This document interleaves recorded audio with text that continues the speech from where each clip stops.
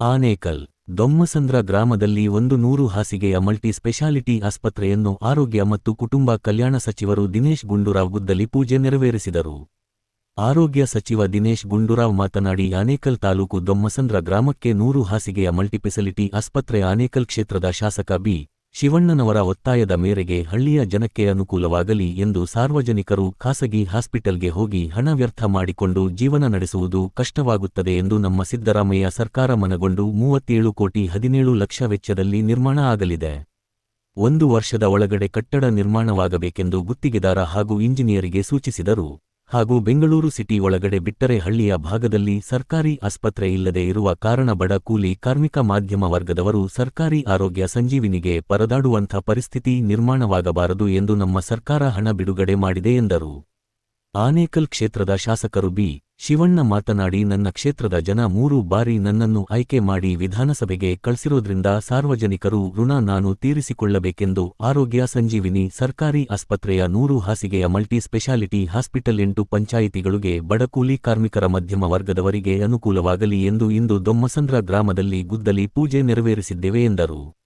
ಇದೇ ಸಂದರ್ಭದಲ್ಲಿ ದೊಮ್ಮಸಂದ್ರ ಗ್ರಾಮ ಪಂಚಾಯತಿ ಅಧ್ಯಕ್ಷರಾದಂತಹ ನರೇಶ್, ಉಪಾಧ್ಯಕ್ಷರಾದ ದಿವ್ಯಾ, ಅತ್ತಿಬೆಲೆ ಬ್ಲಾಕ್ ಕಾಂಗ್ರೆಸ್ ಪಕ್ಷದ ಅಧ್ಯಕ್ಷರಾದಂತಹ ರಘುನಾಥ ರೆಡ್ಡಿ, ಸುರೇಶ್ ರೆಡ್ಡಿ, ಮಾಜಿ ತಾಲೂಕು ಪಂಚಾಯಿತಿ ಸದಸ್ಯರಾದ ಜಯದೇವ್, ಮಾಜಿ ಉಪಾಧ್ಯಕ್ಷರಾದ ಅಂಬುಜಾ ಧನರಾಜ್, ನಾರಾಯಣಸ್ವಾಮಿ ಮೊದಲಿಯರ್, ಗ್ರಾಮ ಪಂಚಾಯಿತಿ ಸದಸ್ಯರಾದ ಆರತಿಗೌಡ, ಮಾಜಿ ಗ್ರಾಮ ಪಂಚಾಯಿತಿ ಸದಸ್ಯರಾದ ಕುಮಾರಿ ಧನಲಕ್ಷ್ಮಿ, ಗೋವಿಂದ ರಾಜು, ಮಾಜಿ ಗ್ರಾಮ ಪಂಚಾಯಿತಿ ಅಧ್ಯಕ್ಷರಾದ ರವೀಂದ್ರ, ಯುವ ಮುಖಂಡರಾದ ಚೊಕ್ಕಸಂದ್ರದ ವೇಣುಗೋಪಾಲ್ ಮುಂತಾದವರು ಭಾಗವಹಿಸಿದ್ದರು.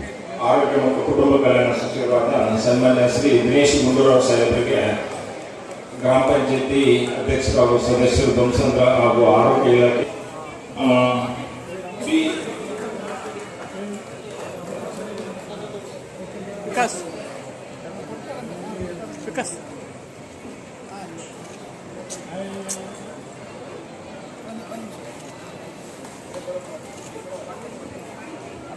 ಸರ್ ಈ ಕಡೆ ಸರ್ ಈ ಕಡೆ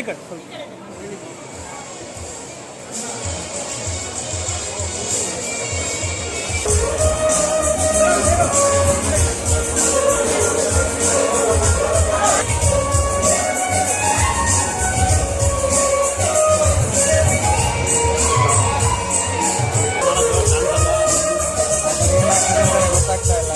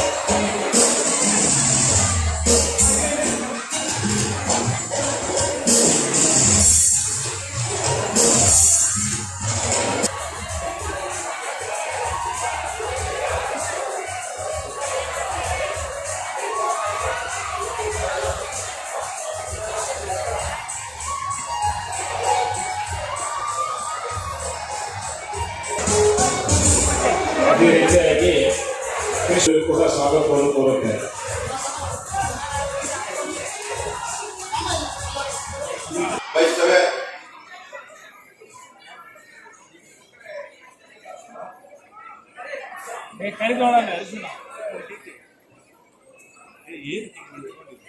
ಪಕ್ಷದ ಮುಖಂಡರಾದ ಗೋಪಿಯನ್ನು ಬಂದಿದ್ದಾರೆ, ಅವ್ರಿಗೂ ಕೂಡ ಸ್ವಾಗತವನ್ನ ಬಯಸ್ತೇವೆ. ಪಕ್ಷದ ಮುಖಂಡರಾದ ಕಂಡಕ್ಟರ್ ನಾಗರಾಜ್ ಅವರು ಬಂದಿದ್ದಾರೆ, ಅವ್ರಿಗೂ ಕೂಡ ಸ್ವಾಗತವನ್ನ ಬಯಸ್ತೇವೆ. ಪಕ್ಷದ ಮುಖಂಡರಾದ ಭಾಸ್ಕರ್ ರೆಡ್ಡಿ ಅವರು ಬಂದಿದ್ದಾರೆ, ಚೋಡದರೆಡ್ಡಿ, ಅವ್ರಿಗೂ ಕೂಡ ಸ್ವಾಗತವನ್ನ ಬಯಸ್ತೇವೆ. ಪಕ್ಷದ ಮುಖಂಡರಾದ ಸುಬ್ರಹ್ಮಣ್ಯ ಅವರು ಬಂದಿದ್ದಾರೆ, ಅವ್ರಿಗೂ ಕೂಡ ಸ್ವಾಗತವನ್ನ ಬಯಸ್ತೇವೆ. ಪಕ್ಷದ ಮುಖಂಡರಾದ ಗೋವಿಂದರಾಜನ್ ಅವರು ಬಂದಿದ್ದಾರೆ, ಅವ್ರಿಗೂ ಕೂಡ ಸ್ವಾಗತವನ್ನ ಬಯಸ್ತೇವೆ. ಪಕ್ಷದ ಹಿರಿಯ ಮುಖಂಡರು ಹಾಗೂ ಮಾಜಿ ಗ್ರಾಮ ಪಂಚಾಯತಿ ಅಧ್ಯಕ್ಷ ಕುಶಕ್ ಅವರು ಬಂದಿದ್ದಾರೆ, ಅವ್ರಿಗೂ ಕೂಡ ಸ್ವಾಗತವನ್ನ ಬಯಸ್ತೇವೆ. ಹಾಗೂ ಪಂಚಾಯಿತಿ ಸದಸ್ಯರುಗಳು ಮತ್ತೆ ಸಂಸದರ ನಾಗರಿಕರು ತಾವೆಲ್ಲರೂ ಕೂಡ ಈ ಕಾರ್ಯಕ್ರಮದಲ್ಲಿ ಪಾಲ್ಗೊಂಡಿದ್ದೀರಾ. ತಮ್ಗೆಲ್ಲರಿಗೂ ಆಧಾರದ ಸ್ವಾಗತವನ್ನ ಬಯಸ್ತೇವೆ.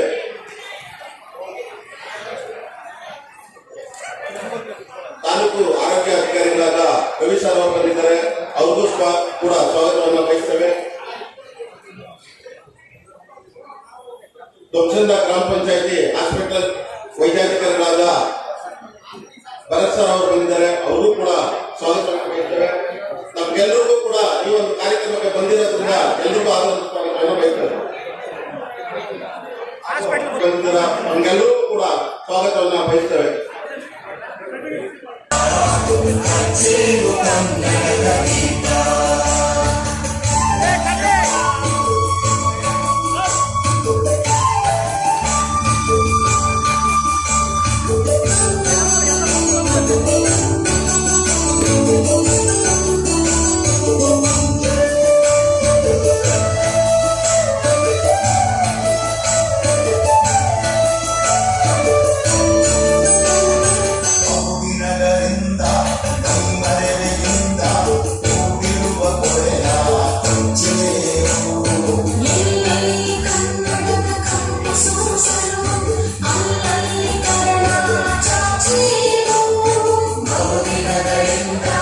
ಸನ್ಮಾನ್ಯ ಶಿವಣ್ಣನವರ ದೊಮ್ಸಂದ್ರ ಗ್ರಾಮಕ್ಕೆ ಅತಿ ಹೆಚ್ಚಿನ ವಿಶೇಷ ಕಾಳಜಿ ಹಾಗೂ ಕರ್ನಾಟಕ ಸರ್ಕಾರದ ಉಪಮುಖ್ಯಮಂತ್ರಿಗಳಾದ ಡಿ.ಕೆ. ಶಿವಕುಮಾರ್ ಸಾಹೇಬರ ವಿಶೇಷ ಕಾಳಜಿಯಲ್ಲಿ ಹಾಗೂ ಮಾಜಿ ಸಂಸದರಾದ ಡಿ.ಕೆ. ಸುರೇಶಣ್ಣನವರ ವಿಶೇಷ ಕಾಳಜಿಯಲ್ಲಿ ಇವತ್ತಿನ ದಿನ ತಾಲೂಕು ಮಟ್ಟದ 100 ಹಾಸಿಗೆಗಳ ಹಾಸ್ಪಿಟಲ್ ಶಂಕುಸ್ಥಾಪನೆ ನೆರವೇರಿದೆ. ಈ ಒಂದು ಕಾರ್ಯಕ್ರಮಕ್ಕೆ ಎಲ್ಲರೂ ಸಹಕಾರ ಕೊಡ್ತಾ ಇದ್ದೀರಾ. ತಮಗೆಲ್ಲರಿಗೂ ಅನಂತ ಧನ್ಯವಾದಗಳನ್ನ ಅರ್ಪಿಸುತ್ತೇವೆ. ಗ್ರಾಮ ಪಂಚಾಯತಿ ಅಧ್ಯಕ್ಷರಾದ ವೇದ ರಾಜೇಶ್ವರಿ ಅವರು ಬಂದಿದ್ದಾರೆ, ಅವರು ಸಭೆಗೆ ಸ್ವಾಗತವನ್ನು ಕೋರ್ತಾ ಇದ್ದೇವೆ. ಅದೇ ರೀತಿ ಆರೋಗ್ಯ ಮತ್ತು ಕುಟುಂಬ ಕಲ್ಯಾಣ ಇಲಾಖೆಯ ವತಿಯಿಂದ ತಾಲೂಕು ಮಟ್ಟದ 100 ಹಾಸಿಗೆಗಳ ಆಸ್ಪತ್ರೆಯನ್ನ ಇಲ್ಲಿ ನಿರ್ಮಾಣ ಮಾಡಬೇಕು. ಇಲ್ಲಿ ಎಲ್ಲ ಬಡ ಕುಟುಂಬರಿದ್ದಾರೆ. ಮತ್ತೆ ಇಲ್ಲಿ ನಮ್ಮ ಸರ್ಜಾಪುರ ಕಡೆಗೆ ಎಲ್ಲೂ ಕೂಡ ತಾಲೂಕು ಮಟ್ಟದ ಒಂದು ಸರ್ಕಾರಿ ಆಸ್ಪತ್ರೆ ಇಲ್ಲ ಅಂತೇಳಿ ನಾನು ಮಾನ್ಯ ನಮ್ಮ ಆರೋಗ್ಯ ಸಚಿವರಾದಂಥ ಸನ್ಮಾನ್ಯ ದಿನೇಶ್ ಗುಂಡೂರಾವ್ ಅವರನ್ನ ಕೇಳಿಕೊಂಡಾಗ ಅವರು ಇಂದೂ ಮುಂದೂ ಕೂಡ ನೋಡಿಲ್ಲ. ಇಲ್ಲ, ನಿಮ್ಮ ತಾಲೂಕಿಗೆ ನಾನು ಹಾಸ್ಪಿಟಲ್ ಕೊಡ್ತೀನಿ ಅಂತೇಳಿ ಸುಮಾರು 100 ಹಾಸಿಗೆಗಳ ಈ ಒಂದು ಆಸ್ಪತ್ರೆಯನ್ನ ಇವತ್ತು ಬುದ್ಧಿ ಪೂಜೆ ಕಾರ್ಯಕ್ರಮದಲ್ಲಿ ಭಾಗವಹಿಸಿ ನಮಗೆ ಇವತ್ತು ಕೊಟ್ಟಿದ್ದಾರೆ. ಮೊದಲನೇದಾಗಿ ನಾನು ಅವರಿಗೆ ನಮ್ಮ ತಾಲೂಕಿನ ಸಮಸ್ತ ಜನತೆಯ ಪರವಾಗಿ ಅಭಿನಂದನೆಗಳನ್ನ ಸಲ್ಲಿಸಲಿಕ್ಕೆ ಬಯಸ್ತೇನೆ. ಅವರು ಕೂಡ ಇವತ್ತು ಶಂಕುಸ್ಥಾಪನಾ ಕಾರ್ಯಕ್ರಮದಲ್ಲಿ ಮಾನ್ಯ ನಮ್ಮ ದಿನೇಶ್ ಗುಂಡೂರಾವ್ ಅವರು ಆರೋಗ್ಯ ಮತ್ತು ಕುಟುಂಬ ಕಲ್ಯಾಣ ಸಚಿವರು ಭಾಗವಹಿಸಿದ್ದಾರೆ. ನನಗೆ ತುಂಬ ಹೃದಯವಾಗಿ ಅವರಿಗೆ ಮತ್ತೊಮ್ಮೆ ನಾನು ಸ್ವಾಗತವನ್ನ ಬಯಸ್ತಾ ಈ ಒಂದು ಕಾರ್ಯಕ್ರಮದಲ್ಲಿ ಭಾಗವಹಿಸಿರ್ತಕ್ಕಂಥ ಗ್ರಾಮ ಪಂಚಾಯಿತಿಯ ಅಧ್ಯಕ್ಷರಾದಂಥ ನರೇಶ್ ಅವರೇ, ಉಪಾಧ್ಯಕ್ಷರಾದಂಥ ದಿವ್ಯಾರವರೇ, ನಮ್ಮ ಬ್ಲಾಕ್ ಕಾಂಗ್ರೆಸ್ ಸಮಿತಿಗಳ ಅಧ್ಯಕ್ಷರಾದಂಥ ಮೋಹನ್ ರವರೇ, ಹರೀಶ್ ಗೌಡ್ರೆ, ಲಿಂಗಣ್ಣವರೇ, ಅದೇ ರೀತಿಯಾಗಿ ನಮ್ಮ ರಘುಪತಿ ರೆಡ್ಡಿರವರೇ, ಜಿಲ್ಲಾ ಕಾಂಗ್ರೆಸ್ ಸಮಿತಿಯ ಅಧ್ಯಕ್ಷರಾದಂಥ ಮಂಜೂರ್ ಅವರೇ, ಸುರೇಶ್ ರೆಡ್ಡಿರವರೇ, ಉಪಾಧ್ಯಕ್ಷರು ಮತ್ತೆ ಎಲ್ಲ ಮುಖಂಡರುಗಳು ಕೂಡ ಈ ಒಂದು ಸಭೆಯಲ್ಲಿ ಭಾಗವಹಿಸಿದ ನಿಮಗೆಲ್ಲರೂ ಕೂಡ ನಾನು ವೈಯಕ್ತಿಕವಾಗಿ ಸ್ವಾಗತವನ್ನ ಬಯಸ್ತಾ ಈ ಕಾರ್ಯಕ್ರಮವನ್ನ ಇವತ್ತು ನಾವು ಶಂಕುಸ್ಥಾಪನೆಯನ್ನ ಮಾಡೋದ್ರ ಮುಖಾಂತರ ಪ್ರಾರಂಭ ಮಾಡಿದ್ದೇವೆ. ಈ ಭಾಗದಲ್ಲಿ ನಮ್ಮ ಸರ್ಜಾಪುರ, ಈ ಕಡೆ ನೆರೆಗೆ ಗ್ರಾಮ ಪಂಚಾಯತಿ, ಅದೇ ರೀತಿಯಾಗಿ ಮುಗಳೂರು ಗ್ರಾಮ ಪಂಚಾಯತಿ, ದೊಮ್ಸಂದ್ರ, ಅಂದೇನಹಳ್ಳಿ, ಬಿಲ್ಲಾಪುರ, ಉಸ್ಕೂರು ಮತ್ತೆ ಶಾಂತಿಪುರ, ಈ ಭಾಗದಲ್ಲಿ ತುಂಬಾ ಬಡವರಿರ್ತಕ್ಕಂಥ ಒಂದು ಪ್ರದೇಶ. ಈಗಾಗಲೇ ನಮ್ಮ ಆನೇಕಲ್ಲಲ್ಲಿ ಈಗಾಗಲೇ ತಾಲೂಕು ಮಟ್ಟದ ಆಸ್ಪತ್ರೆ ಈಗಾಗಲೇ ಆನೇಕಲ್ಲಲ್ಲಿದೆ. ಆ ಭಾಗದಲ್ಲಿ ನಮ್ಮ ಕಸ್ಬಾದಲ್ಲಿ ಬರ್ತಕ್ಕಂಥ ಎಲ್ಲ ಗ್ರಾಮ ಪಂಚಾಯತಿಗಳು ಮತ್ತೆ ಬೇರೆ ಬೇರೆ ಆನೇಕಲ್ ನಗರಕ್ಕೆ ಎಲ್ಲಾದರೂ ಕೂಡ ಇವತ್ತು ಎಲ್ಲಾ ರೀತಿಯಲ್ಲೂ ಕೂಡ ಸೌಲಭ್ಯಗಳನ್ನು ನೋಡುವಂತ ಒಂದು ಆಸ್ಪತ್ರೆ ಆನೇಕಲ್ಲೂ ಕೂಡ ಇದೆ. ಈ ಭಾಗದಲ್ಲೂ ಕೂಡ ಒಂದು ಆಸ್ಪತ್ರೆ ಬೇಕು ಅಂತೇಳಿ ಎಲ್ಲರೂ ಕೂಡ ಹೇಳಿದ್ರು. ಅದರಲ್ಲೂ ಕೂಡ ನಮ್ಮ ಜಯದೇವ್, ಸುರೇಶ್ ರೆಡ್ಡಿ ಅವರು, ವಿಕಾಸ್ ಅವರು, ನಮ್ಮ ಮುಖಂಡರು ಇಲ್ಲ ಸರ್ ನಮ್ಗೆ ಆನೇಕಲ್ಲಲ್ಲೇ ರವಿ ಸಮೇತ ಎಲ್ಲರೂ ಕೂಡ ನಮ್ಗೆ ಆನೇಕಲ್ಲಲ್ಲೇ ಬೇಕು, ಇಲ್ಲಿ ನಮ್ಮ ಧ್ವಂಸದಲ್ಲೇ ಹಾಸ್ಪಿಟಲ್ ಮಾಡ್ಕೊಳ್ಳೇಬೇಕು ಅಂತ ಹೇಳಿದಾಗ ಎಲ್ಲಪ್ಪ ಜಾಗ ಇಲ್ವಲ್ಲ, ಸ್ವಲ್ಪ ಕಮ್ಮಿ ಇದೆ, ಮತ್ತೆ ಜಾಗಕ್ಕೆ ಬರ್ತಾ ಇದೆ ಅಂತ ಹೇಳಿದಾಗ ನಾವೆಲ್ಲ ವ್ಯವಸ್ಥೆ ಮಾಡಿಸ್ತೀವಿ, ಇಲ್ಲೇ ಮಾಡಬೇಕು ಅಂತೇಳಿ ವಿಶೇಷವಾಗಿ ಅವರೆಲ್ಲರೂ ಕೂಡ ಒತ್ತಡವನ್ನ ತಂದು ಇಲ್ಲೇ ಮಾಡುವಂತ ಒಂದು ಅವಕಾಶ ಸಿಕ್ತು. ಇವತ್ತು ನಾವು ಶಂಕುಸ್ಥಾಪನೆಯನ್ನು ಕೂಡ ಮಾಡ್ತಾ ಇದ್ದೇವೆ. ಮನುಷ್ಯರಿಗೆ ತುಂಬಾ ಮುಖ್ಯ ಆರೋಗ್ಯ. ನಾವು ಎಷ್ಟೇ ಹಣವಂತರಾಗಿದ್ರು ಕೂಡ, ಎಷ್ಟೇ ನಾವು ಚೆನ್ನಾಗಿದ್ರು ಕೂಡ ಆರೋಗ್ಯ ಇಲ್ಲ ಅಂತ ಹೇಳಿದ್ರೆ ಏನು ಉಪಯೋಗಕ್ಕೆ ಬರಲ್ಲ. ಆದ್ರಿಂದ ಇವತ್ತು ಬಡವರು ದೊಡ್ಡ ದೊಡ್ಡ ಆಸ್ಪತ್ರೆಗಳಿಗೆ ಹೋಗ್ಲಿಕ್ಕೆ ಆಗಲ್ಲ. ನಾವು ನೋಡ್ತಾ ಇದ್ದೀವಿ, ಒಂದು ಸಾರಿ ಹೋಗಿ ಸುಮ್ಮನೆ ಅಡ್ಮಿಷನ್ ಹೋಗಿ ಹಾಸ್ಪಿಟಲ್ ಹೋಗಿ ಅಡ್ಮಿಷನ್ ಆಗಿ ಬಂದ ತಕ್ಷಣಕ್ಕೆ 2 ಲಕ್ಷ 3 ಲಕ್ಷ ರೂಪಾಯಿ ಬಿಲ್ ಆಗ್ತದೆ. ವಿಶೇಷವಾಗಿ ದೊಡ್ಡ ದೊಡ್ಡ ಹಾಸ್ಪಿಟಲ್ ಹೋದ್ರೆ ಒಂದು ದಿವಸಕ್ಕೆ 5 ಲಕ್ಷ ಬಿಲ್ ಮಾಡ್ತಾರೆ. ಆದ್ರಿಂದ ಹೆಚ್ಚಿನ ಜನ ಏನ್ ತಿಳ್ಕೊಂಡಿದ್ದಾರೆ ಅಂತ ಹೇಳಿದ್ರೆ, ಪ್ರೈವೇಟ್ ಹಾಸ್ಪಿಟಲ್ ಹೋದ ತಕ್ಷಣಕ್ಕೆ ನಮ್ಗೆಲ್ಲ ಹೆಚ್ಚು ಕಡೆ ಎಲ್ಲ ಮೇಲಾಗ್ಬಿಡ್ತದೆ, ನಮ್ ಕಾಯಿಲೆ ಎಲ್ಲ ವಾಸಿ ಆಗ್ಬಿಡ್ತೈತೆ ಅನ್ನೋಂಥ ಒಂದು ಮನೋಭಾವ ಇವತ್ತು ಬೆಳೆಸ್ಕೊಂಡ್ಬಿಟ್ಟಿದ್ದಾರೆ. ನಿಜವಾಗ್ಲೂ ಹೇಳ್ತೀವಿ ಕೇಳಿ, ತಾಲೂಕುಗಳಲ್ಲಿ ಇರ್ತಕ್ಕಂಥ ಸರ್ಕಾರಿ ಆಸ್ಪತ್ರೆಗಳಲ್ಲಿ ಹೆಚ್ಚಿನ ರೀತಿಯ ಸೌಲಭ್ಯಗಳು ಇವತ್ತು ಸಿಗ್ತಾ ಇದ್ದಾವೆ. ಹೆಂಗೆ ಅಂತ ಹೇಳಿದ್ರೆ, ಇವತ್ತು ಸರ್ಕಾರಿ ಹಾಸ್ಪಿಟಲ್ಗೆ ಇವತ್ತು ಯಾರಾದ್ರೂ ಕೂಡ ಡಾಕ್ಟರ್ ಸೇರ್ತಾ ಇದ್ದಾರೆ ಅಂದ್ರೆ ಅವರಿಗೆ ಅಪಾಯಿಂಟ್ ಸಿಗ್ತಾ ಇದೆ ಅಂತ ಹೇಳಿದ್ರೆ ಅವರು ಹೆಚ್ಚಿನ ಅಂಕವನ್ನು ಪಡೆದಿರ್ತಾರೆ. ಇಂಟರ್ವ್ಯೂ ಆಗ್ತದೆ. ಇಂಟರ್ವ್ಯೂ ಆದಾಗ ಹೆಚ್ಚಿನ ಅಂಕಗಳನ್ನು ಪಡೆದಿರ್ತಕ್ಕಂಥವ್ರಿಗೆ, ಹೆಚ್ಚಿನ ಬುದ್ಧಿವಂತರು ಡಾಕ್ಟರ್ಗಳಿಗೆ ಅವಕಾಶ ಸಿಗ್ತದೆ ಸರ್ಕಾರಿ ಆಸ್ಪತ್ರೆಯಲ್ಲಿ ಕೆಲಸ ಮಾಡುವಂತ ಅವಕಾಶ MBBS ಮಾಡಿರ್ತಕ್ಕಂಥವ್ರಿಗೆ. ಆದ್ರೆ ಇವರೆಲ್ಲರೂ ಕೂಡ ಏನು ಕೆಲಸ ಸಿಕ್ಕಿರಲ್ಲ, ಹೆಚ್ಚಿನ ರೀತಿಯಲ್ಲಿ ಯಾರಿಗೆ ಕೆಲಸ ಸಿಕ್ಕಿರೋದಿಲ್ಲ ಅವ್ರಿಗೆ ಪ್ರೈವೇಟ್ ಹಾಸ್ಪಿಟಲ್ ಕೆಲಸ ಮಾಡ್ತಾರೆ. ಅಲ್ಲಿಗೆ ನಮಗೆ ಸರ್ಕಾರಿ ಹಾಸ್ಪಿಟಲ್ ಇರ್ತಕ್ಕಂಥ ಡಾಕ್ಟರ್ಗಳು ಚೆನ್ನಾಗಿ ಕೆಲಸ ಮಾಡ್ತಾರ, ಎಲ್ಲ ಒಳ್ಳೆ ಡಾಕ್ಟರ್ಗಳು, ಎಲ್ಲ ಪ್ರೈವೇಟ್ ಡಾಕ್ಟರ್ಗಳು ಒಳ್ಳೆ ಯೋಚನೆ ಮಾಡುವ. ಇದನ್ನ ಅರ್ಥನೇ ಮಾಡ್ಕೊಳ್ತಾ ಇಲ್ಲ ಜನ. ಎಲ್ಲಾ ಸೌಕರ್ಯಗಳು ಇತ್ತೀಚಿನ ದಿನಗಳಲ್ಲಿ ಸರ್ಕಾರಿ ಆಸ್ಪತ್ರೆಗಳಲ್ಲಿ ಇವತ್ತು ಆಕ್ಸಿಜನ್ ಕೂಡ ಇದೆ, ಎಲ್ಲಾ ರೀತಿಯ ಸೌಕರ್ಯಗಳು ಕೂಡ ಇವತ್ತು ಸಿಗ್ತಾ ಇದ್ದಾವೆ. ಅದರ ಒಂದು ಸದುಪಯೋಗವನ್ನ ನಮ್ಮ ಎಲ್ಲಾ ಬಡ ಜನತೆ ಅದರ ಸದುಪಯೋಗವನ್ನು ಪಡ್ಕೋಬೇಕು. ಇಲ್ಲೂ ಕೂಡ ಇವತ್ತು PSC ಸೆಂಟರ್ ಇದೆ, ಪಡ್ಕೋಬೇಕು. ಇವತ್ತು ಸಣ್ಣ ಮಟ್ಟದಲ್ಲಿ ಈ ಕಾರ್ಯಕ್ರಮವನ್ನ ನಾವು ಮಾಡಿದ್ದೇವೆ. ಇದರ ಉದ್ಘಾಟನೆ ಎಲ್ಲೂ ಕೂಡ ಮಾಡಿರಬಾರದು, ಬೇರೆ ಬೇರೆ ತಾಲೂಕುಗಳಲ್ಲಿ ಆ ರೀತಿಯಾದಂತಹ ಒಂದು ಉದ್ಘಾಟನೆ ಮುಂದಿನ ದಿನಗಳಲ್ಲಿ ಇದೇ ಭಾಗದಲ್ಲೇ ಇದೇ ಜಾಗದಲ್ಲೇ ನಾವು ಈ ಒಂದು ಕಾರ್ಯಕ್ರಮವನ್ನ ಬಿಲ್ಡಿಂಗ್ ಎಲ್ಲ ಆಕರ್ಷಣೆ ಚೆನ್ನಾಗಿ ಈ ಕಾರ್ಯಕ್ರಮವನ್ನು ನಾವು ಮಾಡ್ತೇವೆ. ಈ ನಮ್ಮ ಕಾಂಟ್ರಾಕ್ಟರ್ ಮತ್ತೆ ಇಂಜಿನಿಯರ್ಸ್ ಎಲ್ಲೂ ಕೂಡ ಲೋಪಗಳಾದ ರೀತಿಯಲ್ಲಿ ಈ ಕಟ್ಟಡ ಸುಸಜ್ಜಿತವಾಗಿ ಚೆನ್ನಾಗಿ ಬರಬೇಕು. ಆ ಒಂದು ರೀತಿಯಲ್ಲಿ ನಾವೆಲ್ಲರೂ ಕೂಡ ಕಾರ್ಯೋನ್ಮುಖರಾಗಬೇಕು, ಮತ್ತೆ ಕೆಲಸ ಕೂಡಲೇ ಪ್ರಾರಂಭ ಆಗಬೇಕು ಅಂತೇಳಿ ಈ ಸಂದರ್ಭದಲ್ಲಿ ಹೇಳ್ತಾ ನಮ್ಮ ಸಚಿವರು ಒಂದು ಕಿವಿ ಮಾತನ್ನು ಹೇಳಲಿಕ್ಕೆ ಬಯಸ್ತೇನೆ. ಸರ್, ದಯವಿಟ್ಟು ಈ ಪ್ರೈವೇಟ್ ಹಾಸ್ಪಿಟಲ್ ಅಲ್ಲಿ ನರಕ ಸರ್ ಜನಗಳು. ಒಂದು ದಿವಸ ಅಡ್ಮಿಟ್ ಆದ್ರೆ ಒಂದು ದಿವಸಕ್ಕೆ 5 ಲಕ್ಷ ಬಿಲ್ ಮಾಡ್ತಾರೆ. ಅದರಿಂದ ಅದಕ್ಕೆ ಏನಾದ್ರು ಕೂಡ ಒಂದು ಕಡಿವಾಣ ಹಾಕುವಂತ ಒಂದು ಕೆಲಸವನ್ನ ಸರ್ಕಾರದಿಂದ ಆದ್ರೆ, ಏನಾದ್ರು ಒಂದು ಕಡಿವಾಣ ಆದ್ರೆ ತುಂಬಾ ಒಳ್ಳೇದಾಗ್ತದೆ, ಬಡ ಜನತೆ ಒಳ್ಳೇದಾಗುತ್ತೆ.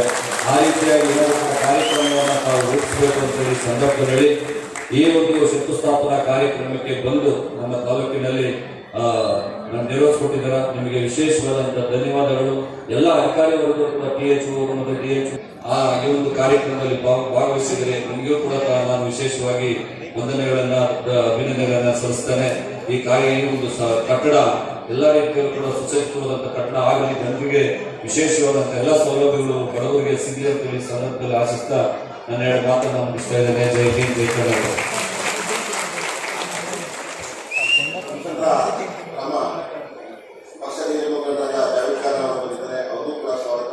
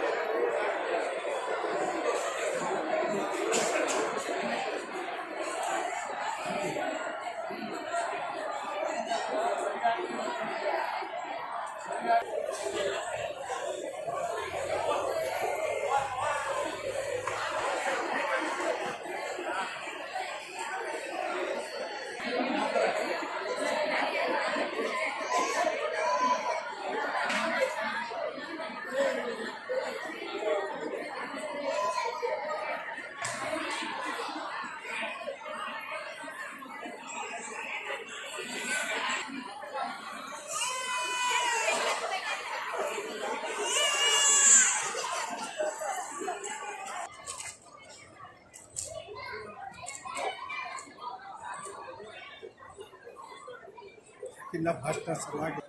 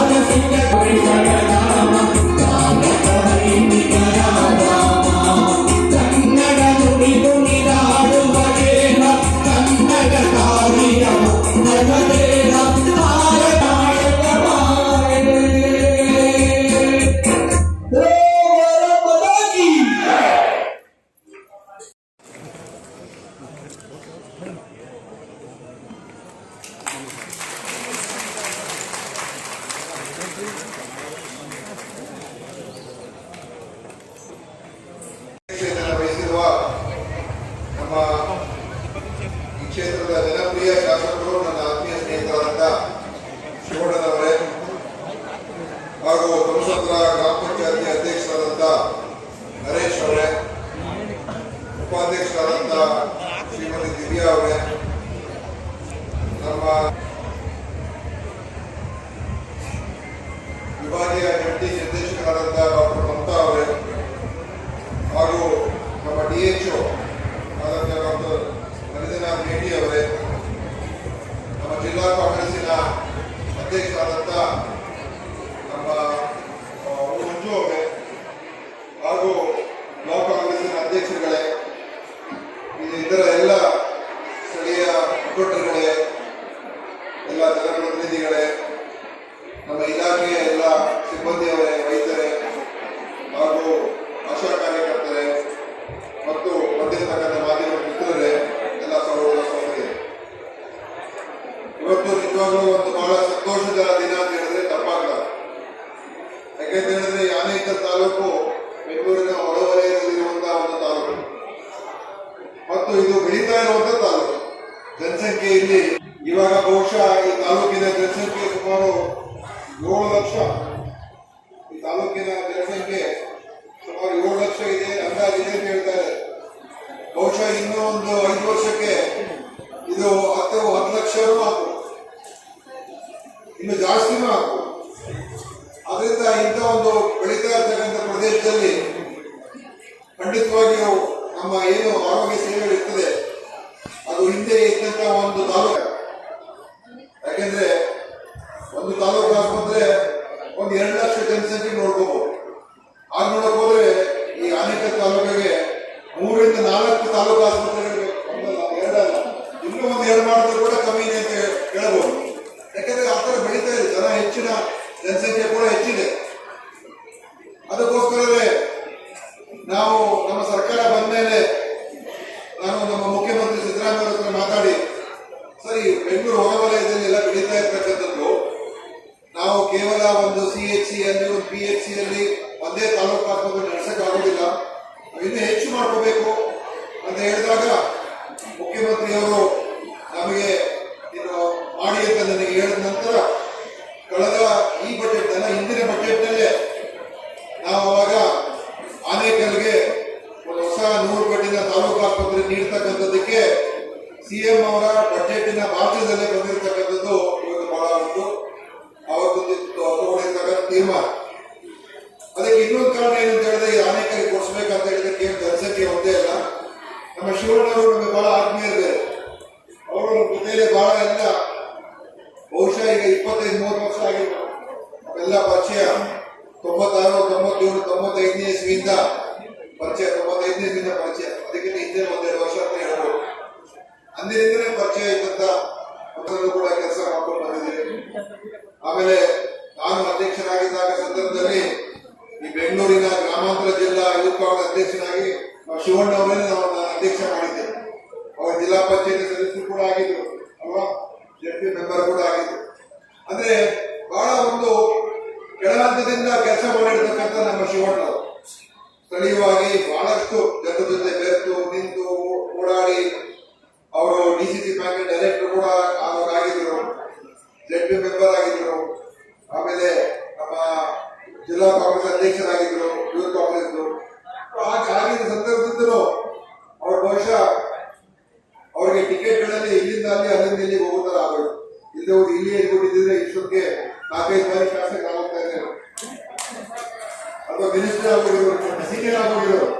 ಅಲ್ಲಿ ಅವರು ಇಲ್ಲಿಂದ ನಾವು ಅಲ್ಲಿ ಕಳಿಸಿ ಕ್ಷೇತ್ರ ಮಾದೇಪುರ ಕಳಿಸಿ ಮತ್ತೆ ಅಲ್ಲೂ ಉಳಿಸ್ಕೊಂಡು ಅಲ್ಲೂ ಬಹಳ ನಂತರ ಬೇರೆ ಎಕ್ವಿಪ್ಮೆಂಟು ಹೆಚ್ಚಾದೆಲ್ಲ ಕೊಡಬೇಕಾಗ್ತದೆ, ಅದಕ್ಕೂ ಕೂಡ ಎಲ್ಲ ಸೇರಿಸ್ಕೊಂಡು ಕೊಡಬೇಕಾಗ್ತದೆ. ಆದ್ರೆ ಈ ಕಟ್ಟಡ ಶುರುವಾಗಲಿ ಆದ್ಮೇಲೆ ಏನೇನು ಬೇಕಾಗುತ್ತೆ, ಮುಂದಿನ ಸಲಕರಣೆಗಳು ಬೇರೆ ಏನೇನಿದೆ ಅದೆಲ್ಲವನ್ನು ಕೂಡ ಖಂಡಿತವಾಗಿ ಕೊಡಿಸಿ ಇದರಲ್ಲಿ ಎಲ್ಲಾ ರೀತಿಯ OT ಇರ್ತದೆ, ಡಾಕ್ಟರ್ ಕ್ವಾರ್ಟರ್ಸ್ ಇರ್ತದೆ, ನರ್ಸ್ ಕ್ವಾರ್ಟರ್ಸ್ ಇರ್ತದೆ, UP ಕ್ವಾರ್ಟರ್ಸ್ ಇರ್ತದೆ, ಮಾರ್ಚರಿ ಅದು ಕೂಡ ಇರ್ತದೆ. ಆಮೇಲೆ ಬೇರೆ ಏನೇನು ಬೇಕು ಅದಕ್ಕೆ ಎಲ್ಲಾ ರೀತಿಯ ಆಧುನಿಕವಾದಂತ ಒಂದು ಸುಸಜ್ಜಿತವಾದಂತ ಆಸ್ಪತ್ರೆ ನಿಮ್ಮ ಬೊಮ್ಮಸಂದ್ರಕ್ಕೆ ಬರ್ತಾ ಇದೆ. ಇದು ಬಹಳ ಬಂದು ಮತ್ತೆ ನಮ್ಮ ಕಾಂಟ್ರಾಕ್ಟರ್ ಹೇಳಿದ್ವಿ, ನಾವು ಚುನಾವಣೆ ಮಾತಾಡಿದ್ವಿ.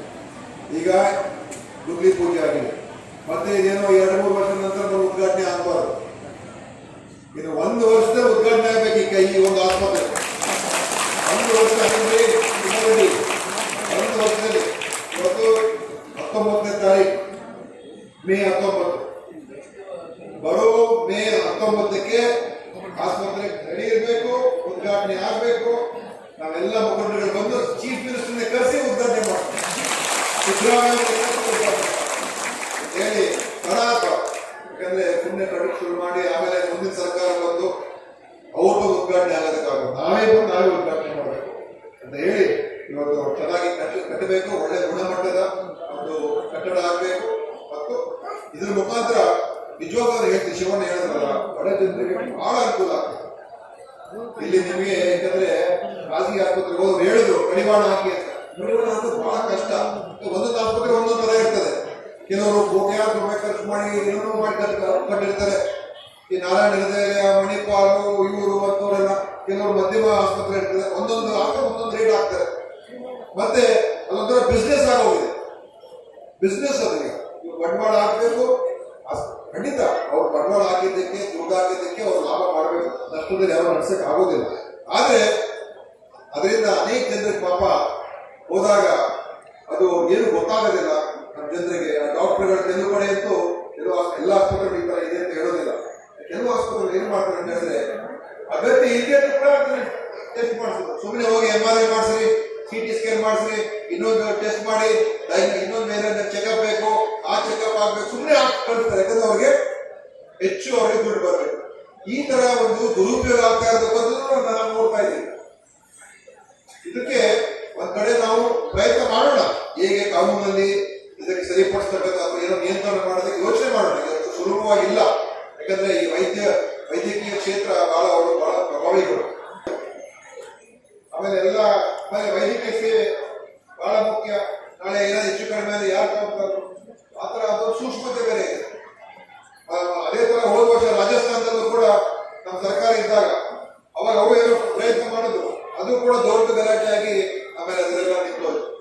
ಸೊ ಈ ತರ ಕೌಂಟರ್ ಆದ್ರೆ ಅದಕ್ಕೋಸ್ಕರ ಸರ್ಕಾರಿ ಆಸ್ಪತ್ರೆಗಳು ಇನ್ನೂ ಹೆಚ್ಚಾದಷ್ಟು ನಮ್ಮ ಜನರಿಗೆ ಅದರಿಂದ ಸಿಗುವಂತ ಹೇಳಕ್ಕಾಗುತ್ತದೆ ಅಂತ ಹೇಳಿ ಇವತ್ತು ಅದರ ನಮ್ಮ ಜನರಿಗೆ ಒಳ್ಳೆಯದಾಗಿ ಮತ್ತೊಮ್ಮೆ ಹೇಳ್ತಾ ಇವತ್ತು ಈ ಕಾರ್ಯಕ್ರಮಕ್ಕೆ ನಾನು ಶಿವಣ್ಣ ಅವರು ನಾವೆಲ್ಲರೂ ಬಂದಿದ್ದೇವೆ. ಇವತ್ತು ಚೆನ್ನಾಗಿ ನಡೆದಿದೆ. ಶಿವಣ್ಣ ಅವರು ಒಬ್ಬ ಒಳ್ಳೆಯ ಶಾಸಕ, ಇನ್ನೂ ಅವರಿಗೆ ಮುಂದಿನ ದಿವಸಗಳಲ್ಲಿ ಇನ್ನು ಒಳ್ಳೆಯ ಭವಿಷ್ಯ ನಿರ್ಮಾಣ ಆಗಲಿ. ಏನಾಗುತ್ತೆ ಹೇಳಕ್ಕಾಗೋದಿಲ್ಲ, ಆದ್ರೆ ಖಂಡಿತ ಅವರಿಗೆ ಅವಕಾಶ ಸಿಕ್ಕಿದ್ರೆ ನನ್ನಂತೂ ಬಹಳ ಸಂತೋಷ. ನಾವಿಬ್ಬರು ಜೊತೆಗೆ ಕೆಲಸ ಮಾಡಿದ್ದೇವೆ. ಅವ್ರಿಗೆ ಒಳ್ಳೆಯ ಇನ್ನೂ ಹೆಚ್ಚು ಸೇವೆ ಮಾಡ್ತಕ್ಕಂಥ ಅವ್ರಿಗೆ ಅವಕಾಶ ಸಿಗಲಿ ಅಂತ ನಾನು ಹೇಳಿ ಅವರಿಗೆ ನನ್ನ ಪೂರ್ತಿಯಾದ ಬೆಂಬಲ ಯಾವತ್ತೂ ಕೂಡ ಇರುತ್ತೆ ಅಂತ ಹೇಳ್ತಾ ನಾನು ಮಾತನ್ನು ಮುಗಿಸ್ತೇನೆ. ಜೈ ಜೈ ಕರ್ನಾಟಕ. ಶಿಕ್ಷಣ, ಆರೋಗ್ಯ ಇವೆಲ್ಲ ಬಹಳ ಮುಖ್ಯ. ಈಗ ಮೊನ್ನೆ ತೀರ್ಮಾನ ಮಾಡುದು, ಈಗ ನಮಗೆ ಒಟ್ಟು 40,000 ಆಶಾ ಕಾರ್ಯಕರ್ತರಿದ್ದಾರೆ. ಅದರಲ್ಲಿ ಸುಮಾರು 15,000 ಆಶಾ ಕಾರ್ಯಕರ್ತರಿಗೆ ಅವರಿಗೆ 1,000 ಕಮ್ಮಿ ಒಂದು ವೇತನ ಬರ್ತಾ ಇದೆ, ಸಂಬಳ ಬರ್ತಾ ಇದೆ. ಯಾಕಂತ ಹೇಳಿದ್ರೆ ಅವ್ರಿಗೆ ಆ ಒಂದು ಕೇಂದ್ರದ ಸರ್ಕಾರದ ಬೆನಿಫಿಟ್ ಸಿಗ್ತಾ ಇರಲಿಲ್ಲ. ಅದಕ್ಕೆ ನಾವು ಮೊನ್ನೆ ಅನೌನ್ಸ್ ಮಾಡಿದ್ವಿ, ಯಾರಿಗೆ 15,000 ಆಶಾ ಕಾರ್ಯಕರ್ತರಿಗೆ 1,000 ಬೆನಿಫಿಟ್ ಏನು ಬರ್ತಾ ಇರಲಿಲ್ಲ, ಇನ್ಸೆಂಟಿವ್ ಅಮೌಂಟ್ ನಾವು ರಾಜ್ಯ ಸರ್ಕಾರದಿಂದಲೇ ಕೊಡಬೇಕು ಅಂತ ತೀರ್ಮಾನ ಆಗಿ ಅದು ಆದೇಶ ಕೂಡ ಆಗಿದೆ. ಈಗ ಎಲ್ಲ ಆಶಾ ಕಾರ್ಯಕರ್ತರಿಗೆ ಸಮಾನವಾಗಿ ಆ ಒಂದು ಇನ್ಸೆಂಟಿವ್ ಅನ್ನು ಬರತಲಾಗಿದೆ. ಗೊತ್ತಿಲ್ಲ ನಿಮ್ಮ ಇಲ್ಲಿರುವಂತಹ ಆಶಾ ಕಾರ್ಯಕರ್ತರು ಅಪ್ಲೈ ಆಗುತ್ತಿರೋ ಗೊತ್ತಿಲ್ಲ, ಆದ್ರೆ ಈ ನಗರ ಪ್ರದೇಶದಲ್ಲಿರುವಂತಹ ಆಶಾ ಕಾರ್ಯಕರ್ತರು, ಹೆಡ್ ಕ್ವಾರ್ಟರ್ಸ್ ಇರುವಂತಹ ಆಶಾ ಕಾರ್ಯಕರ್ತರು ಅವರಿಗೆ ಆ ಇನ್ಸೆಂಟಿವ್ 1,000 ಬರ್ತಾ ಇರಲಿಲ್ಲ. ಅದನ್ನ ಇವತ್ತು ಕೊಡೋಕೆ ತೀರ್ಮಾನ ಮಾಡಿದ್ದೀವಿ. ಅದೇ ತರ ಇನ್ನೂ ಹಲವಾರು ಯೋಜನೆಗಳನ್ನ ನಾವು ಮಾಡ್ತಕ್ಕಂಥದಕ್ಕೆ ನಮ್ಮ ಸರ್ಕಾರ ಬದ್ಧವಾಗಿದೆ ಮತ್ತು ಕೆಲಸ ಕಾರ್ಯಗಳನ್ನ ನಾವು ಮಾಡ್ಕೊಂಡು ಹೋಗ್ತೀವಿ.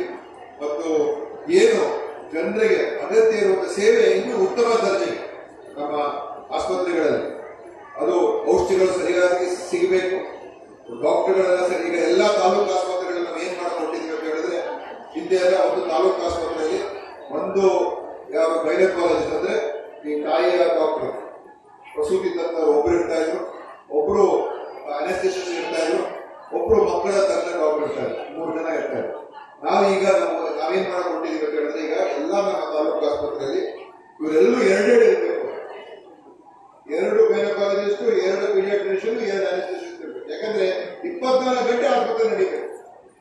ಯಾಕಂದ್ರೆ ಎಷ್ಟೋ ಜನ ಮಧ್ಯರಾತ್ರಿ ಬರ್ತಾರೆ, ಗರ್ಭಿಣಿ ಆಗಿರ್ತಾರೆ, ಹೆರಿಗೆ ಆಗುವಂತ ಸಮಯ, ಡಾಕ್ಟರ್ ಇರೋದಿಲ್ಲ, ಇನ್ನೊಂದು ಕಡೆ ಹೋಗ್ಬೇಕು. ಅದು ಹೋಗುವ ಸಂದರ್ಭದಲ್ಲಿ ಅನೇಕ ಸಮಸ್ಯೆಗಳಾಗ್ತದೆ ಮತ್ತು ಒಂದೊಂದ್ಸಲ ದೊಡ್ಡ ಒಂದು ದುರ್ಘಟನೆಗಳು ಕೂಡ ನಡೆದೋಗ್ತದೆ. ಅದು ಆಗ್ಬಾರ್ದು ಅಂತ ಹೇಳಿ ನಮ್ಮ ಆಸ್ಪತ್ರೆಗಳು, ತಾಲೂಕು ಆಸ್ಪತ್ರೆಗಳು 24 ಗಂಟೆ ನಡೀಬೇಕು. ಅಲ್ಲಿ ಇಂಥ ಅಗತ್ಯ ಬಹಳ ಮುಖ್ಯವಾದ ಸೇವೆ ತಾಯಿ ಮತ್ತು ಮಕ್ಕಳ ಸೇವೆ, ಅದನ್ನ 24 ಗಂಟೆ ಕೊಡಬೇಕು. ಯಾವುದೇ ಸಭೆ ಬಂದಾಗ ಡಾಕ್ಟರ್ ಇಲ್ಲ ಅಂತ ಇಂಥವ್ರು ಹೇಳ್ಬಾರ್ದು. ಆರ್ಥೋಪೆಡಿಕ್ ಡಾಕ್ಟರ್ ಆಗಿದ್ದೇ ಹೋದ್ರೆ ಏನೋ ನಡೀತದೆ, ಆಮೇಲೆ ಬೇಕಾದ್ರೆ ಮಾಡಿಸ್ಬೋದು. ಅದು ಇನ್ನೊಬ್ರು ಯಾರೊಬ್ರು ಕಣ್ಣಿನ ಯಾರು ತಜ್ಞರು ಇಲ್ಲದೆ ಹೋದ್ರೆ ನಡೀತದೆ, ಆಮೇಲೆ ಮಾಡಿಸ್ಬೋದು. ಅದು ಎಮರ್ಜೆನ್ಸಿ ಕೇರ್ ಏನಿರ್ತದೆ ಅದರಲ್ಲೂ ಕೂಡ ತಾಯಿ ಇದ್ದೇವೆ, ಹೆರಿಗೆ ಆಗೋ ಸಮಯದಲ್ಲಿ ಕಾಂಪ್ಲಿಕೇಶನ್ ಆಗ್ತದೆ, ತಕ್ಷಣ ಮಾಡ್ಕೋಬೇಕು. ಅವಾಗ ನಾವು ಆ ಸೌಲಭ್ಯ ನೀಡತಕ್ಕಂಥದ್ದಕ್ಕೆ ನಾವು ಕ್ರಮ ತಗೊಂಡು ಈಗಾಗಲೇ ತಗೊಂಡಿದ್ದೀವಿ. ಈಗ ಎಲ್ಲ ಅದೇ ರೀತಿಯಾಗಿ ನಾವು ಮಾಡಿಸ್ಕೊಂಡು ಹೊರಟಿದ್ದೀವಿ ಅಂತ ಹೇಳಿ ಇವತ್ತು ಬಹಳ ಸಂತೋಷ. ಈ ಭಾಗದಲ್ಲಿ ಈ ಹೊಸ ಆಸ್ಪತ್ರೆ ಬರ್ತಾ ಇದೆ. ಸುಮಾರು ಇದಕ್ಕೆ ನಾವು ಖರ್ಚು ಮಾಡ್ತಾ ಇರ್ತಕ್ಕಂಥದ್ದು ಈ ಆಸ್ಪತ್ರೆಗೆ ಯಾವುದು ಗೌರ್ಮೆಂಟ್ ಸರ್, ಎಲ್ಲ ಪ್ರೈವೇಟ್. ಹಾಂ ಸರ್, ಇವತ್ತು ಕಾರ್ಯಕ್ರಮ ಇವತ್ತು ಇಲ್ಲಿ ನಮ್ಮ ಬೊಮ್ಮಸಂದ್ರದಲ್ಲಿ ಸುಮಾರು ಒಂದು 37 ಕೋಟಿ ರೂಪಾಯಿ ಏನು ಅನುಮೋದನೆ ಆಗಿತ್ತು. 3 ಬೆಡ್ಡಿನ ಹೊಸ ತಾಲೂಕು ಆಸ್ಪತ್ರೆಯನ್ನು ಶಂಕುಸ್ಥಾಪನೆಯನ್ನು ನೆರವೇರಿಸಿದ್ದೇವೆ. ನಮ್ಮ ಸ್ಥಳೀಯ ಶಾಸಕರು, ಆನೇಕಲ್ಲಿನ ಶಿವಣ್ಣವರು, ನಾನು ಇತರ ಎಲ್ಲ ಸೇರಿ ಭಾಳ ಅಗತ್ಯ ಇತ್ತು. ಯಾಕಂದರೆ ಅನೇಕ ದೊಡ್ಡ ತಾಲೂಕು, ಇಲ್ಲಿ ಕೇವಲ ಒಂದೇ ಒಂದು ಮೆಡಿಕಲ್ ಆಸ್ಪತ್ರೆ ಇದೆ.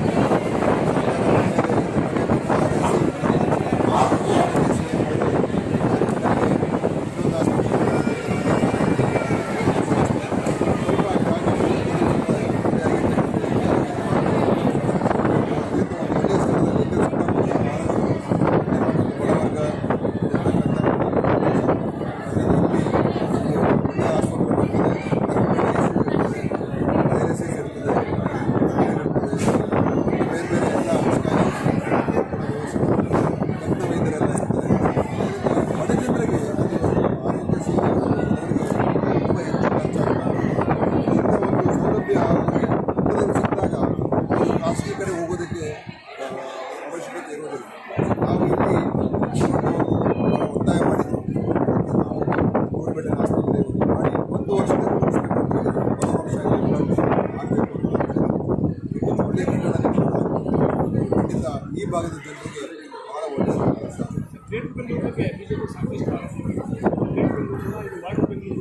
ನೋಡಿ, ಗ್ರೇಟರ್ ಬೆಂಗಳೂರು ಸಮಿತಿ ರಚನೆ ಮಾಡಿ BJP ಜನತಾದಳ ಎಲ್ಲ ಶಾಸಕರು ಭಾಗಿಯಾಗಿ ವರದಿ ಆಧಾರದ ಮೇಲೆ ವಿಧಾನಸಭೆ ಪ್ರಸ್ತಾಪವಾಗಿ ಅದನ್ನು ಚರ್ಚೆಯಾಗಿ ಅದಕ್ಕಿಂತ ಮುಂದೆ ಸಾರ್ವಜನಿಕರೆಲ್ಲ ಅನೇಕ ಅದನ್ನು ಚರ್ಚೆ ಮಾಡಿ ಯಾವುದೇ ಒಂದು ವ್ಯವಸ್ಥೆ 100% ಕರೆಕ್ಟ್ ಇರುತ್ತೆ ಹೇಳೋಕ್ಕಾಗಲ್ಲ. ಆದರೆ ನಾವು ಸ್ವಲ್ಪ ಉತ್ತಮ ಮಟ್ಟಕ್ಕೆ ಹೋಗಬೇಕು ಮತ್ತು ನಮ್ಮ ಬೆಂಗಳೂರಿನ ಆಡಳಿತ ವ್ಯವಸ್ಥೆ ಏನಿದೆ ಅದು ಬೃಹತ್ ಬೆಂಗಳೂರು ಆದಮೇಲೆ ಸಾರ್ವಜನಿಕರಿಗೂ ಮತ್ತು ಆಡಳಿತಕ್ಕೂ ಭಾಳ ದೂರ ಆಗುತ್ತೆ ಮತ್ತು ರಾಜ್ಯ ಸರ್ಕಾರದ ಒಂದು ಪಾತ್ರ ಕೂಡ ಅಷ್ಟೇ ಮುಖ್ಯ ಇದೆ. ಆದ್ದರಿಂದ ಇವತ್ತು ನಾವು ಒಂದೇ ಕಾರ್ಪೊರೇಷನ್ ಕಡೆ ಮುಗಿಸೋಕ್ಕಾಗೋದಿಲ್ಲ. ಇದನ್ನು ಹೆಚ್ಚು ಮಾಡಬೇಕು ಅಂತೇಳಿ ಅವಾಗ 3 ರಿಂದ 5 ಅಥವಾ 7ವರೆಗೂ ಮಾಡೋದಕ್ಕೆ ಅವಕಾಶ ಇದೆ. ಎಷ್ಟಾಗೋದು ಅಂದರೆ ನನ್ನ ಆಡಳಿತ ಕಮಿಷನರು ಇಡೀ ಬೆಂಗಳೂರನ್ನು ಅವ್ರು ಇರೋದೇ 1 ವರ್ಷ 2 ವರ್ಷ ಇರ್ತಾರೆ. ಏನು ಮಾಡಿದೆ ಸರ್? ಅದಕ್ಕೋಸ್ಕರನೇ ಇವತ್ತು ನಾವು ಮಾಡಿದ್ದೇವೆ. ಖಂಡಿತ ಇದರಿಂದ ಒಳ್ಳೆಯದೇ ಆಗ್ತದೆ ಹೊರತು ಯಾವುದೇ ಸಮಸ್ಯೆ ಮಳೆ ಸಮಸ್ಯೆ ನೋಡಿ, ಅದು ಬೇರೆ ವಿಷಯ. ಮಳೆ 3 ದಿನ ಜೋರು ಮಳೆ ಬಂದಿದೆ, ಆಗಿದೆ. ಅನೇಕ ಕಡೆ ಮೊದಲೆಲ್ಲ ಇದಕ್ಕೊಂದು ದೊಡ್ಡ ಎಲ್ಲ ಸರ್ಕಾರಗಳು ಸ್ಪಂದನೆ. ಈಗ ಹಿಂದೆ 2 ವರ್ಷದ BJP ಸರ್ಕಾರ ಇತ್ತಲ್ಲಪ್ಪ, ಏನು ನೀರಾಗಿ ಬಂದ್ಬಿಡ್ತಾ ಈ ಸಮಸ್ಯೆ. ಇಂಥ ಸಂದರ್ಭ ಬಂದಾಗ ನಾವು ಸ್ಪಂದನೆ ಮಾಡ್ತಾ ಇದ್ದೀವಿ. ಎಲ್ಲಿ ಈ ಥರ ಆಗಿರ್ತದೆ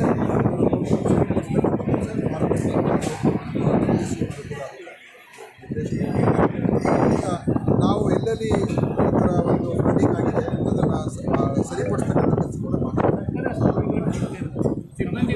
ನೋಡಿ, ನಾವೀಗ ವೈದ್ಯರಿಗೆ 3ನೇ ತಾರೀಕು ನೋಡಿರ್ಬೋದು, ಎಲ್ಲ ನಮ್ಮ ಯಾರು NHM ಇರ್ತಕ್ಕಂಥವ್ರಿಗೆ ಅವರ ಸಂಬಳವನ್ನು ಹೆಚ್ಚು ಮಾಡಿದ್ದಾರೆ. 75,000ವರೆಗೂ MBBS ಡಾಕ್ಟರ್ ಮಾಡಿದ್ದಾರೆ. ಮತ್ತು ಅದೇ ತಜ್ಞ ವೈದ್ಯರು ಕೂಡ ಎಲ್ಲ 25 ರಿಂದ 40-50% ಹೆಚ್ಚಳ ಮಾಡಿದ್ದಾರೆ. ಹೊಸ ಆಮೇಲೆ ಈ ನೇಮಕಾತಿಯಲ್ಲೂ ಕೂಡ ಹೆಚ್ಚಿಗೆ ಸುಮಾರು 230 ಡಾಕ್ಟರ್ಗಳು ನೇರ ನೇಮಕಾತಿ ಬರ್ತಾರೆ. ಮತ್ತು ಈಗ ಗ್ರಾಮೀಣ ಸೇವೆಯಲ್ಲೂ ಕೂಡ ಅದು ಕೂಡ ಬರ್ತಾರೆ. ಅದನ್ನು ನೀಗಿಸುವಂಥ ಕೆಲಸ ನಾನು ಈ ಭಾಗದಲ್ಲಿ ತುಂಬ ಅವಶ್ಯಕತೆ ಇದೆ. ಇಲ್ಲಿ ತಾಲೂಕು ಆಸ್ಪತ್ರೆ ಬೇಕು ಅಂತ ಕೇಳಿದ್ದೀನಿ. ಹಿಂದೂ ಮುಂದೆ ನೋಡಿಲ್ಲ, ಏನೂ ಕೂಡ ಒಂದೇ ಒಂದು ಮಾತು ಕೂಡ ಮಾತಾಡಿಲ್ಲ. ಯಾಕೆ ಅಂತ ಹೇಳಿದ್ರೆ ನಮಗೂ ಅವ್ರಿಗೆ ತುಂಬ ಆತ್ಮೀಯತೆ ಇತ್ತು. ಮತ್ತು ನಾವು ಎಲ್ಲ ಯುವ ಕಾಂಗ್ರೆಸ್ನಿಂದ ಬಂದಂಥದ್ದು. ನಾವು ಕೇಳಿದಾಗ ಯಾವುದೂ ಕೂಡ ಹಿಂದೂ ಆಸ್ಪತ್ರೆ ಕೊಟ್ಟಿದ್ದಾರೆ. 47 ಕೋಟಿ ರೂಪಾಯಿ ವೆಚ್ಚದಲ್ಲಿ ಈ ಆಸ್ಪತ್ರೆ ನಿರ್ಮಾಣ ಆಗ್ತಾಯಿದೆ. ಇಲ್ಲಿ ಎಲ್ಲ ಸೌಕರ್ಯಗಳು ಕೂಡ ಇರ್ತವೆ. ಯಾವುದೇ ರೀತಿಯಾದಂಥ ಈಗ ಹಾಸ್ಪಿಟ್ಲ್ ಆಪ್ರೇಷನ್ ಇರ್ಬೋದು ಮತ್ತು ಬೇರೆ ಬೇರೆ ರೀತಿಯಾದಂಥ ಎಲ್ಲ ಸೌಕರ್ಯಗಳು ಇರ್ತವೆ. ಇದರಿಂದ ಬಡವ್ರಿಗೆ ಅನುಕೂಲ ಆಗುತ್ತೆ. ನಮ್ಮ ಉದ್ದೇಶ ಈಗ ಇಲ್ಲಿ ಮಾಡೋದು ಅಂತ ಹೇಳಿದ್ರೆ ಆನೇಕಲ್ಲಲ್ಲಿ ತಾಲೂಕು ಮಟ್ಟದ ಆಸ್ಪತ್ರೆ ಇದೆ ಮತ್ತು ಚಂದಾಪುರದಲ್ಲಿ ESI ಹಾಸ್ಪಿಟ್ಲು ಮೊನ್ನೆ ತಾನು 200 ಬೆಡ್ಡೆಡ್ ಹಾಸ್ಪಿಟ್ಲ್ ಕೆಲಸ ನಡೀತಾ ಇದೆ. ಈ ಭಾಗದಲ್ಲಿ ಸರ್ಜಾಪುರ ಭಾಗದಲ್ಲಿ ಈ ಆಸ್ಪತ್ರೆ ಇದನ್ನು ಮಾಡಿದ್ದೀವಿ. ನಮ್ಮ ತಾಲೂಕಿನ ಜನತೆಯ ಪರವಾಗಿ ನಮ್ಮ ಆರೋಗ್ಯ ಸಚಿವರಾದ ಸನ್ಮಾನ್ಯ ದಿನೇಶ್ ಗುಂಡೂರಾವ್ ಅವರಿಗೆ ನಮ್ಮ ಧ್ವಂಸಂದ್ರದಲ್ಲಿ ಸುಮಾರು ಒಂದು 30,000 ಜನಸಂಖ್ಯೆ ಇದ್ದಾರೆ. 4,000 ಮನೆ ಇದೆ. ಇವತ್ತು ನಮಗೆ ದೇವರ ಆಶೀರ್ವಾದದಿಂದ ನಮ್ಮ ದಿನೇಶ್ ಗುಂಡೂರಾವ್ ಆರೋಗ್ಯ ಸಚಿವರು ಹಾಗೂ ನಮ್ಮ ಶಾಸಕರಾದ B. ಶಿವಣ್ಣವರು ಹಾಗೂ ನಮ್ಮ ಡಿಸ್ಟ್ರಿಕ್ಟ್ ಪ್ರೆಸಿಡೆಂಟು ಎಲ್ಲ ಬಂದು ಈ ಕಾರ್ಯಕ್ರಮ ಧ್ವಂಸಂದ್ರದಲ್ಲಿ ಯಶಸ್ವಿಯಾಗಿ ಇವತ್ತು ಮಾಡಿಕೊಟ್ಟಿದ್ದಾರೆ. ಆಮೇಲೆ ನಮ್ಮ ಸಾರಿಗೆ ಸಚಿವರು ಏನು ಹೇಳಿದ್ದಾರೆ, 1 ವರ್ಷದಲ್ಲಿ ಪೂರ್ಣ ಆಗಬೇಕು, ನಮ್ಮ ಕೈಯಲ್ಲಿ ಶಂಕುಸ್ಥಾಪನೆ ಆಗಬೇಕು ಅಂತ ಹೇಳಿದ್ದಾರೆ. ದೇವರು ಭಗವಂತ ಅವ್ರ ಮನೆಗೆ, ಮಕ್ಕಳಿಗೆ, ಅವರು ಕುಟುಂಬಕ್ಕೆ ಆಶೀರ್ವಾದ ಮಾಡಲಿ.